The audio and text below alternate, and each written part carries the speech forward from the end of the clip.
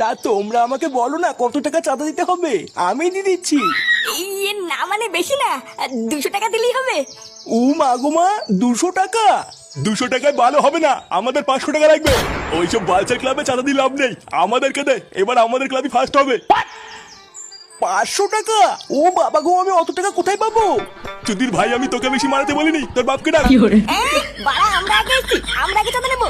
হ্যাঁ আমরা আগে এসছি, আমাদের টাকা দিয়ে দাও, তারপরে ওরা গায়ে মারা গিয়ে। এটা খেলে ওরা মগের মূল্য নাকি জাগে নেবে, বড় আমাদের কাকে দেয়।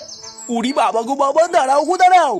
আচ্ছা ঠিক আছে, আমি 1000 টাকা চাঁদা দেবো, কিন্তু আমার একটা শর্ত আছে। তা কি এমন শর্ত শুনি? না মানে তোমাদের দুই টিমের মধ্যে যে আমাকে পেছন মারতে দেবে তাকে আমি 1000 টাকা দেবো। আমরা রাজি। এ কি রাজি মানে? লেওরা 1000 টাকার জন্য তুই কি তোর পেছন মারাবি নাকি? আরে না না গুরু, আমি কেন যাবো, তুমি যাও।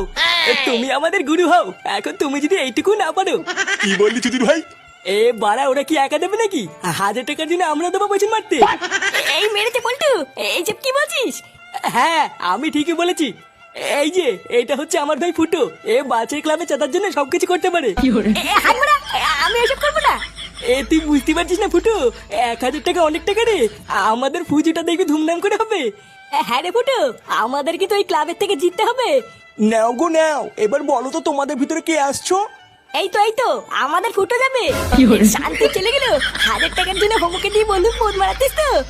তোদেরকে লেওয়া দেখবি ভগবান কোনোদিন ক্ষমা করবে না।